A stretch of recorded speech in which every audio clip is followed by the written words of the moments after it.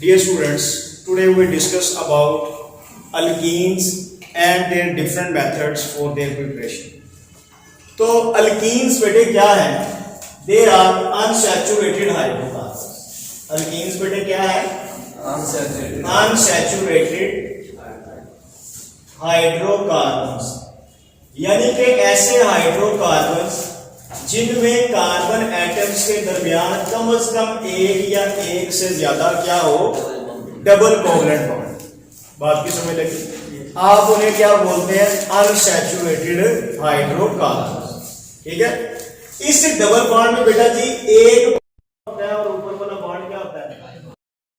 ये चीज आपने याद कि डबल बॉन्ड में दो बाड होते हैं ना बेटे। एक बाड क्या होगा? सिग्मा बाड होगा और एक बाड क्या होगा? पाई बाड होगा।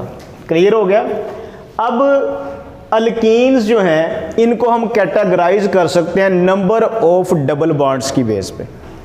अगर अल्कीन्स में बेटे सिर्फ एक ही डबल बॉन्ड हो तो ऐसे अल्कीन्स को हम बोलते हैं मोनोइन्स। क्या बोलते हैं?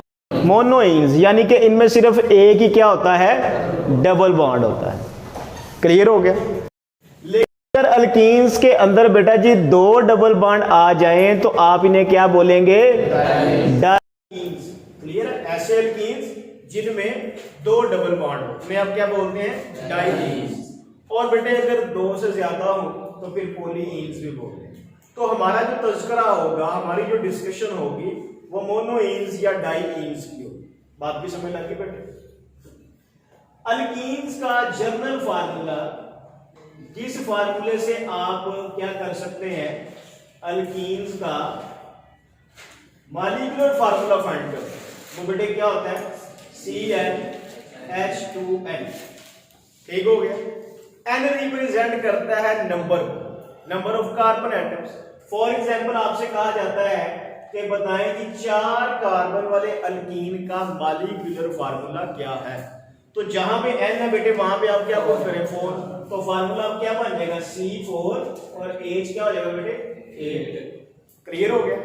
अब यहां बेटा देखिए 4 कार्बन वाले अल्केन को क्या बोलते हैं आप? ब्यूटेन। लेकिन चूंकि यहां पे डबल बॉन्ड है तो आप नाम क्या लिखेंगे बेटे? ब्यूटीन। ठीक है ना? यानी कि एंडिंग किस पे करेंगे? ई पे करेंगे। ENE पे करेंगे। क्लियर है? अब आप मुझे बताएं कि अगर अल्केन में बेटा जी 7 कार्बन हो, ठीक है, और उसमें डबल बॉन्ड भी हो, अगर अल्कीन में 7 कार्बन हो और उसमें डबल बॉन्ड भी हो तो बताओ बेटा उसमें कितने हाइड्रोजन होंगे? 14। ठीक है? आपने क्या करना है? n को मल्टीप्लाई कर देना है 2 के साथ। तो 7 कार्बन है ना, तो इसका मतलब है n की वैल्यू 7 है। तो 7 मल्टीप्लाई 2 14। बात की समझ लगी ना बेटे? तो इस तरह हम क्या कर सकते हैं? मॉलिक्यूलर फार्मूला जो है वो इस फार्मूले से जनरेट कर सकते हैं। ओके हो गया? इसके अलावा बेटा अल्कीन्स को आप ओलिफिन्स भी बोलते हैं। आप इन्हें क्या बोलते हैं? ओलिफिन्स। ओलिफिन्स का मतलब क्या होता है? Oil former. क्या मतलब होता है बेटा जी? Oil former. इन्हें ऑयल फॉर्मर क्यों कहते हैं? कि कहता है जो इनके स्मॉल मॉलिक्यूल्स हैं जैसा कि इथीन, प्रोपीन वगैरह, ये हैलोजेंस के साथ रिएक्ट करके ऑयली प्रोडक्ट बनाते हैं, जिस वजह से आप बेटा जी इसके जो स्मॉल मेंबर्स हैं उन्हें ओलिफिन्स भी बोलते हैं। याद रहेगा? अल्कीन्स को ओलिफिन्स क्यों बोलते हैं? क्योंकि इनके स्मॉल मॉलिक्यूल जैसा कि इथीन, प्रोपीन, ब्यूटीन वगैरह ये क्या करते हैं? ये हैलोजेंस के साथ रिएक्शन करके क्या प्रोड्यूस करते हैं बेटे? ऑयली प्रोडक्ट प्रोड्यूस करते। ओके हो गया बेटे? अब हम आते हैं ये इनकी प्रिपरेशन की तरफ। Preparation of alkenes. तो अल्कीन्स की प्रिपरेशन को समझने से पहले बेटा जी मैं आपसे डिस्कस करूंगा बीटा एलिमिनेशन रिएक्शन। ठीक है? Beta elimination. ये बीटा एलिमिनेशन रिएक्शन क्या है? देखो बेटे याद रखना है आपने कि ऐसा कार्बन जो फंक्शनल ग्रुप के साथ अटैच हो। Fg क्या है? Functional group. ऐसा कार्बन जो डायरेक्टली फंक्शनल ग्रुप के साथ अटैच होगा आप उसे बेटे क्या बोलेंगे? Alpha carbon. क्या बोलेंगे? Alpha carbon. और ऐसा कार्बन जो अल्फा कार्बन के साथ अटैच हो उसे क्या बोलेंगे? Beta carbon. क्लियर हो गया? तो अल्फा कार्बन के ऊपर लगे हुए हाइड्रोजन को बेटे आप क्या बोलेंगे? Alpha hydrogen. जबकि बीटा कार्बन के ऊपर लगे हुए हाइड्रोजन को आप क्या बोलेंगे? Beta hydrogen. तो बीटा एलिमिनेशन का रूल क्या है? बीटा एलिमिनेशन का रूल यह है कि अल्फा कार्बन से आपने फंक्शनल ग्रुप को रिमूव करना है और बीटा कार्बन से बेटे आपने बीटा हाइड्रोजन को रिप्लेस करना है। क्लियर है? बीटा एलिमिनेशन में क्या होगा ये देखो सब बच्चे कि यहाँ पे अल्फा कार्बन से बेटे माइनस क्या करेंगे आप? Functional group. ठीक है? जबकि बीटा कार्बन से आप क्या रिप्लेस करेंगे बेटे? माइनस हाइड्रोजन करेंगे। तो इस दौरान क्या होगा? अल्फा और बीटा कार्बन के दरमियान डबल बॉन्ड बन जाएगा। तो ये देखो बेटे अल्फा और बीटा के दरमियान क्या बन गया? डबल बॉन्ड बन गया। ओके हो गया? अल्फा कार्बन से आपने क्या रिप्लेस किया बेटे? Functional group. और बीटा कार्बन से बीटा हाइड्रोजन को रिप्लेस किया। तो अल्फा और बीटा के दरमियान बेटे क्या बन गया? Double bond. ये क्या है? ये अल्फा और ये क्या है? ये बीटा कार्बन। क्लियर हो गया? अब यहां पे याद रखना है कि ये जो फंक्शनल ग्रुप है ये बेटे क्या हो सकता है? ये कोई अल्काइल हैलाइड हो सकता है, या ये फंक्शनल ग्रुप बेटे क्या हो सकता है? ये OH हो सकता है, हाइड्रोक्सिल ग्रुप हो सकता है। क्लियर है? अगर यहां पे बेटे क्या लगा हो? कोई हैलोजिन हो, ठीक है, यहां पे कोई हैलोजिन हो, तो फिर बेटा जी क्या होगा? ये जो रिएक्टेंट होगा आप इसे क्या बोलेंगे? Alkyl halide. बात की समझ लगी? क्या बोलेंगे इसको? Alkyl halide. तो तब आप क्या करेंगे? अल्फा कार्बन से हैलोजिन को रिप्लेस करेंगे और बीटा कार्बन से हाइड्रोजन को रिप्लेस करेंगे। तो रिप्लेसमेंट के लिए वर्ड यूज करते हैं डी। तो क्या क्या रिप्लेस कर रहे हैं बेटे? हाइड्रोजन और हैलोजिन। तो डी हाइड्रो हैलोजिनेशन हो जाएगा। इसका मतलब है कि फर्स्ट रिएक्शन कौन सा है? D hydro halogenation. अब बेटा जी ऐसे कंपाउंड्स या ऐसे अल्केन्स जिनमें फंक्शनल ग्रुप कौन सा हो? हैलोजिन, आपने क्या बोलते हैं? Alkyl halides. तो आप यहां पे क्या लिखेंगे? Of alkyl halides. क्लियर हो गया बेटे? तो डी का मतलब क्या होता है? रिमूव करना। हाइड्रो का मतलब हाइड्रोजन, हेलो का मतलब हैलोजिन। किससे बेटे? Alkyl halides. सही हो गया? अब बेटा देखें कि मैं यहां पे लिखता हूं सी, यहां पे लिखता हूं जी Cl, क्लोरीन हैलोजिन है ना बेटे। अब यहां पे कार्बन ने एक बॉन्ड बनाया, फर्दर कितने बनाने हैं? 3। तो इसके साथ 3 हाइड्रोजन लगा दिए। तो ये क्या बन गया बेटे? मिथाइल क्लोराइड या क्लोरोमीथेन। ये एक अल्काइल बनाया। सही हो गया? अब यहां पर बेटा जी हम जो कंडीशंस यूज करेंगे वो होंगी अल्कोहलिक KOH। क्या होंगी? अल्कोहलिक KOH कंडीशन यूज करेंगे। सही हो गया? तो मुझे बताएं क्या यहां पर कोई अल्फा कार्बन है? ये यहां पे बेटे क्या है? ये फंक्शनल ग्रुप है। ये वाला कार्बन कौन सा है? Alpha carbon. तो क्या यहां पे कोई बीटा कार्बन है? बीटा कार्बन भी नहीं, बीटा हाइड्रोजन भी नहीं। ठीक है ना बेटे? तो अब यहां पे गौर करें आप कि ऐसे अल्काइल हैलाइड्स जिनमें बीटा कार्बन नहीं होगा वो डी हाइड्रो हैलोजिनेशन शो नहीं करेंगे। इसका मतलब है यहां पे क्या होगा बेटे? No reaction. तो ये इंट्रोडक्शन का पॉइंट है कि ऐसे अल्काइल हैलाइड्स जिनमें बीटा हाइड्रोजन नहीं होगी वो बेटा जी डी हाइड्रो हैलोजिनेशन शो नहीं करेंगे। अब हम यहां पे बनाते हैं जी एक और प्रोडक्ट। ये देखिए CH3, ये बेटे CH2, ये CH। क्लियर हो गया? अब यहां पे देखें बेटे ये क्या है? 2 कार्बन वाले अल्केन को क्या बोलते हैं आप? इथेन। तो जब हाइड्रोजन रिप्लेस कर देंगे तो क्या बन जाएगा? इथाइल।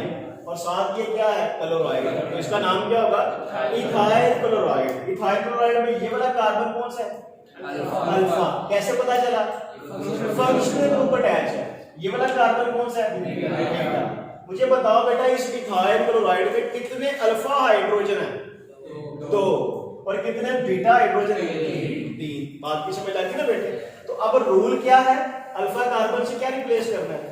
Functional group. कौन सा? Cl। और बीटा कार्बन से हाइड्रोजन को। कंडीशंस बेटा जी क्या होंगी? यहाँ पे कंडीशंस होंगी अल्कोहलिक KOH। तो अल्फा कार्बन से बेटा जी Cl और बीटा कार्बन से हाइड्रोजन, तो माइनस क्या हो गया HCl। और अल्फा और बीटा के दरमियान अब क्या बन जाएगा डबल बॉन्ड। यहाँ पे जब एक हाइड्रोजन चला जाएगा तो कितने हाइड्रोजन रहेंगे दो, तो ये क्या बन जाएगा बेटा CH2 डबल बॉन्ड CH2।